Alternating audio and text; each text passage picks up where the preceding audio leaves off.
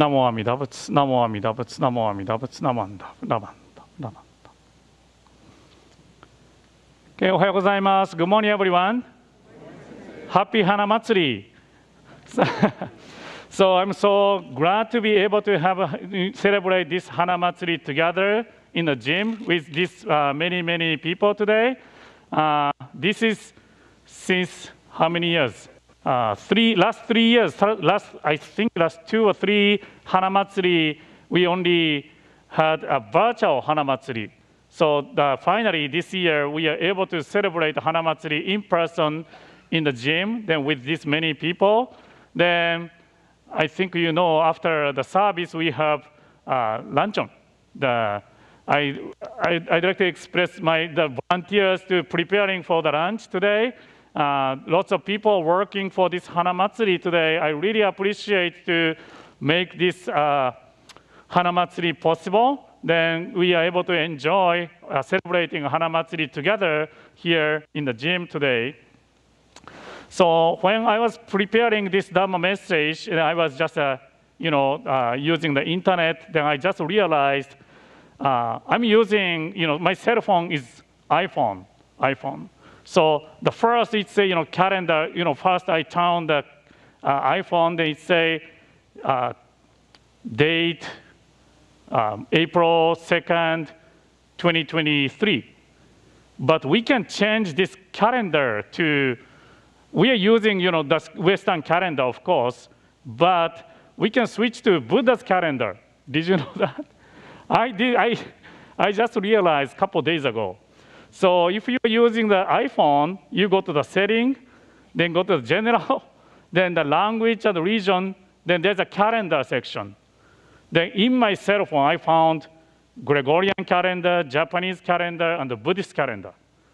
So if you change it, so you can see Buddhist calendar.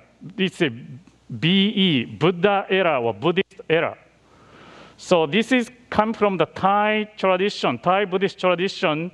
So according to, there's no certain record when he was born and when he died. So he lived up to 80 years old, that's for sure. But we don't know exact year of Shakyamuni Buddha's birth, the exact year Shakyamuni Buddha's passing. So then Thai tradition, they're using Shakyamuni Buddha passed away in 543 BCE.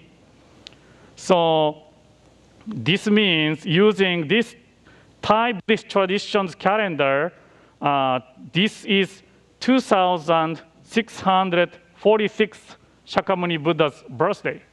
So it is interesting, if we are using iPhone, well, probably other phone, you may be able to change from the Western calendar to Buddhist calendar too. So you can just research it, that's fun.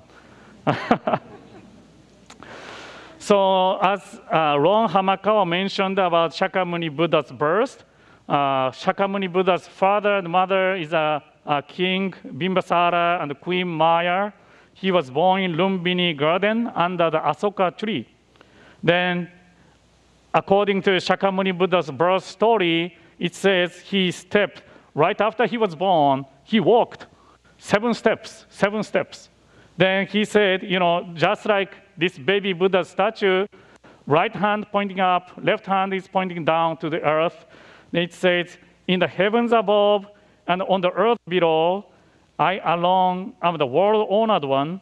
All that exists in the 3 worlds is suffering, but I will bring the comfort.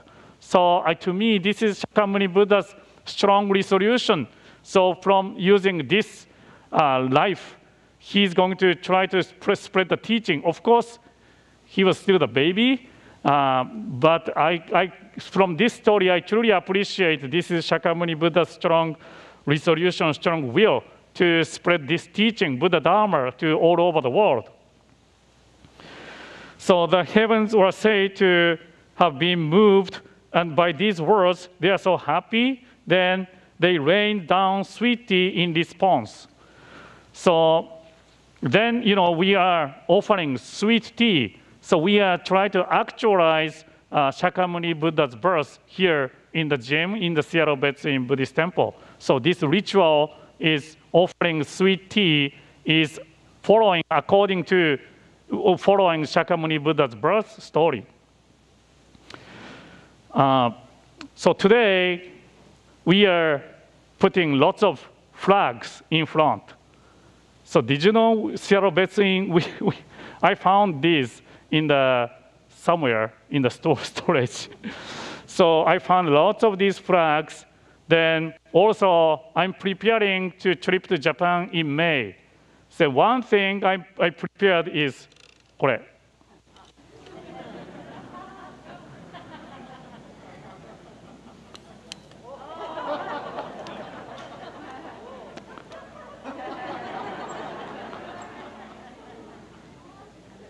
You know, when we are in the, let's say, airport, or when we are going to visit Honganji, I thought it is nice to have this. You know, I know we have 57 people joining the tour. I know someone is going to get lost. It happens all the time. So then at that time, if I have this kind of, people can tell, oh, Seattle's group is there. Maybe easier to find, right? So that's why we prepare this. So my son is really looking forward to guiding all the people. So these flags and symbols are important to tell people who we are, or tell directions, which way we are going, and show our presence, we are here. So then, you know, in Buddhism also, there are so many kind of different kinds of flags or symbols. So one is a wheel of Dharma. Wheel of Dharma. Is that on the purple service book? No? Can I? I don't think it is. Here. You can see the wheel of Dharma here. So this is the wheel of Dharma. This is one of the symbol of Buddhism. Then it is called Dharma chakra. It is one of the symbol of Buddhism. Then chakra actually means weapon. Then wheel of Dharma has 8 spokes. Then the significance of chakra is to destroy our 3 poisons, to bring it to emancipation, to attain enlightenment. So the wheel was composed of 8 spokes representing the eightfold path. So this is one Buddhist symbol. Then another one is that's also on the service book, purple service book. I also put in front the purple wisteria. So that's our sect of Buddhism, Honganji Shin Buddhist symbol. So before Meiji era, about a couple hundred years ago, Honganji's crest was chrysanthemum. So after Meiji, this chrysanthemum was restricted only for the imperial family. Then the one family, Kujo family, offered to use wisteria crest for the both Otani family, Gomonshu's family, and Honganji. So wherever you go, if you find that wisteria, then you know that is the same sect of Buddhism of Seattle Betsin Buddhist Temple. So when you go to Hawaii, Canada, when you go to Japan, there's so many different Buddhist temples in Japan too. Then if you see that symbol, which means we are the same sect of Buddhism. So that's good to remember. Then also I put this. Have you ever seen this before? I found 3. I didn't know. We have 3 of these. If you any Scouts group or Dharma school or BWA wants to use these flags, please let me know. These 3 are in my office. So this one, 1885, the Venerable, I cannot pronounce this. Venerable Hikandura Smangara Nyaka Seo of Sri Lankan monk. Sri Lankan monk as a leader of a committee. That committee created this original Buddhist flag.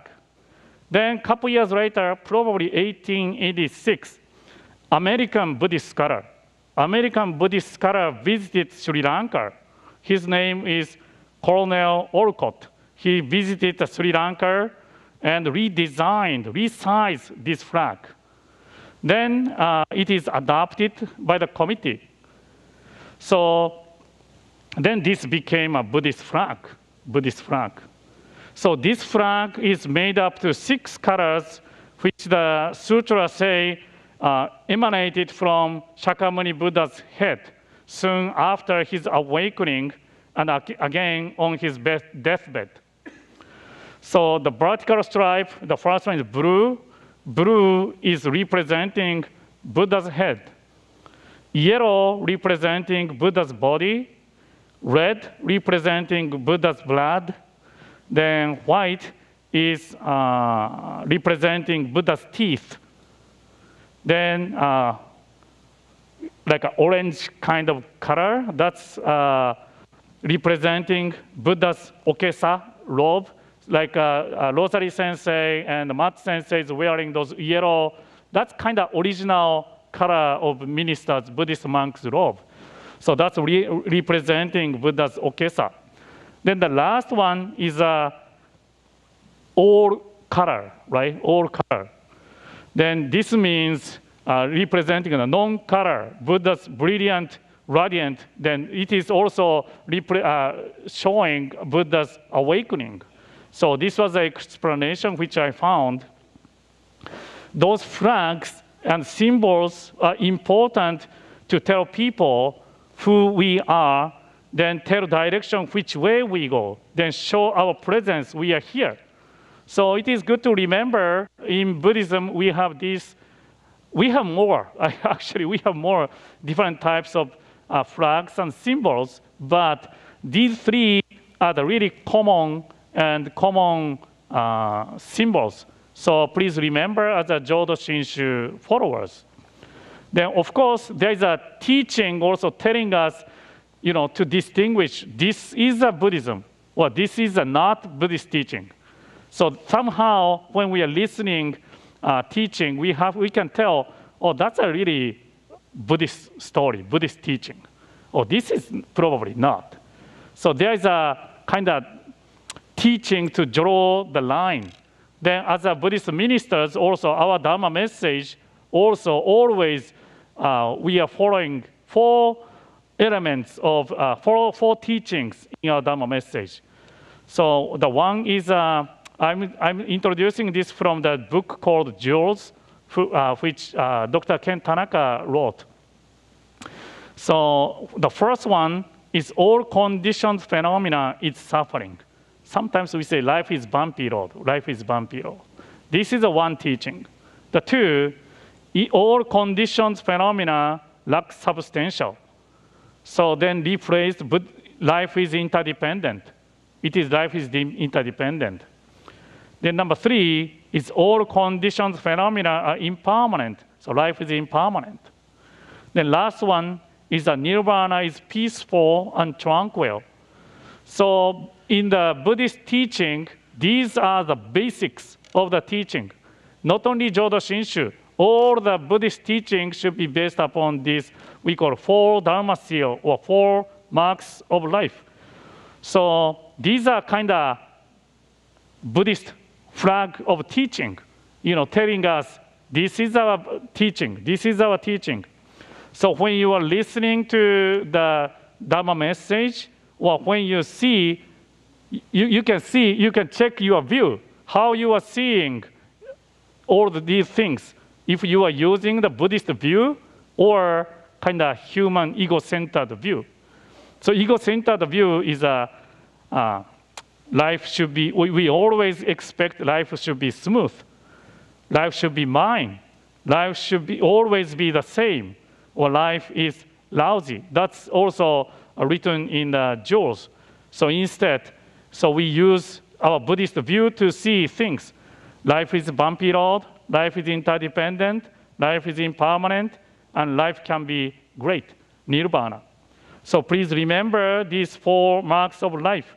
Then as a Buddhist, we can check which view we are using, human view or Buddhist view. So thank you for attending this service today. To conclude my Dharma message, please join me in Gassho, put your hands together. Namo Amida Butsu, Namo Amida Butsu, Namo Amida Butsu, Namo Amida Butsu, Namandap, Namandap, Namandap, Namandap.